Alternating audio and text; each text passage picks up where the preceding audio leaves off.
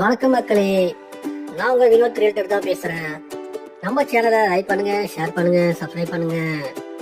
இந்த வீடியோவை எல்லாருக்குமே ஷேர் பண்ணி விடுங்க. இந்த சைட் எங்க இருக்குன்னா நம்ம ரீல்ஸ் பக்கத்துல இருக்கிற ஆறுமந்தியா ஜங்ஷன்ல தான் சைட் இருக்கு.